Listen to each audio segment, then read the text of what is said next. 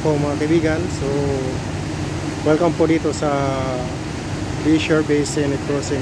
So yung nakikita nyo pong yan po yung Ranger boat.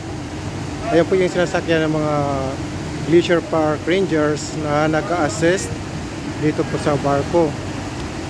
So ang Glacier Park Rangers, sila po yung namamahala na magprotekta ng ano dito, yung mga sa glacier. Yun po yung trabaho nila. So bali umakit po sila on board para nga i-assist yung isang barko sa mga pinupuntahan natin during our stay in the glacier. So ayan po yung mga kaibigan. So nag-on-board po sila sa atin around 6 o'clock in the morning, and then bali ngayon lang po sila nag-disembark. So ayan po yung mga kaibigan.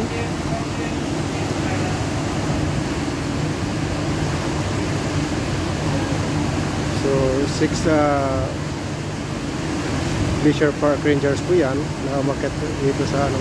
So umakit po sila using the pilot ladder. Yung dyan po sila dumadaan yan. So pilot ladder po, bali ano po yan, yung pinakahagdanan na ang pinaka ano po yan ay isang lubid lamang. So hindi po siya ladder na kagaya nung typical na ladder na yung sagda na may kahoy or may bakal na frame. Yan po ay lubid po yan yung pinaka ano niya.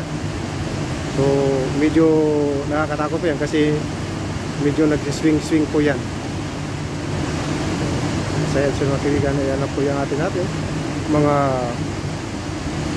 Glacier Park Rangers.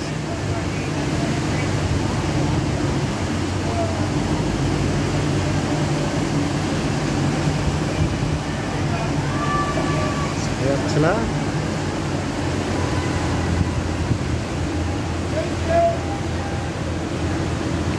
Say bye bye to our Glacier Park Rangers.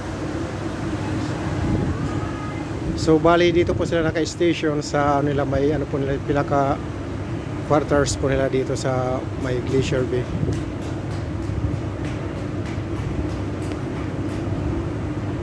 Ayan po, ang ganda po ng panahon ngayon mga kaibigan. Napaka ano po ng araw, not like last time na cloudy. So ngayon po ang linaw. Ayan po, maliwalas.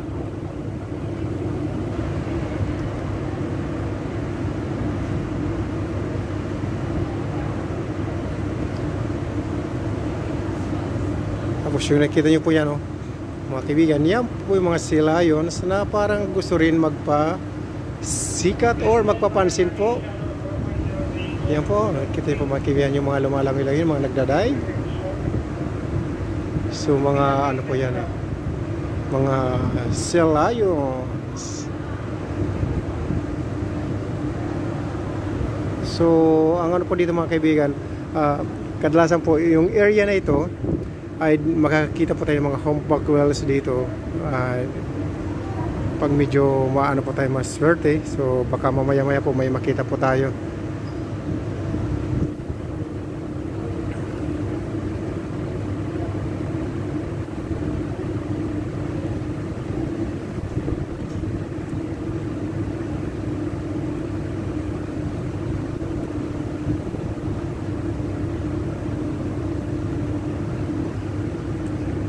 Napakaaliwalas po ng panahon ngayon.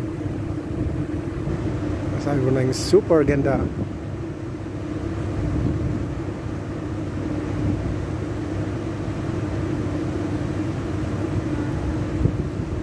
So kanina pong umaga, galing po tayo dito sa 3C Arms sa Glacier Bay. So medyo nakalapit-lapit po tayo kasi last time po foggy, so hindi po tayo kinancel po yung ano na yun natin, yung scenic crossing po dito sa Glacier Bay last time. So every 10 days po ay nandito po tayo sa area na ito.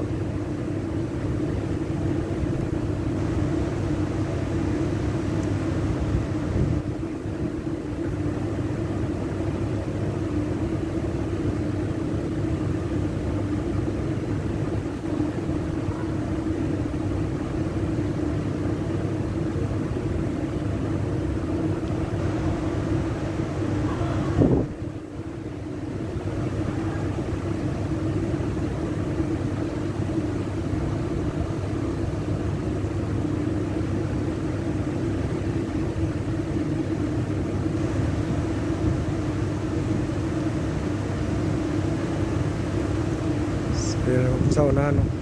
May mga sea lions po. Sana may magpakita po ng mga humpback whales.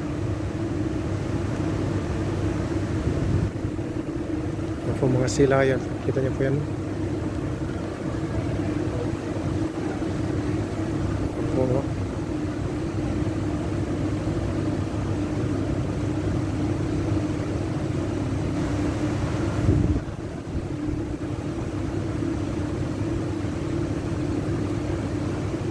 So kung ano nyo po sa likod, may ibang din nakasulot po sa atin na cruise ship.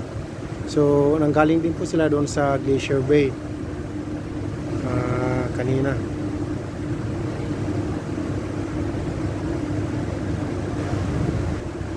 So palabas na rin po sila ng Glacier Bay. So papunta na rin po yan sila sa next port of call sa natin, yung Ketchikan. So tomorrow morning po mga kaibigan ay nasa Ketchikan po tayo. So we are arriving approximately 8:30 in the morning. So medyo ano po, maaga-aga ho. At marami pong cruise ship bukas. May dalawa po kasi ring sister ship na kasabay po natin doon sa Ketchikan bukas ng umaga. So normally po sa Ketchikan ay 6 na barko po yung ano yan, nandun kada araw.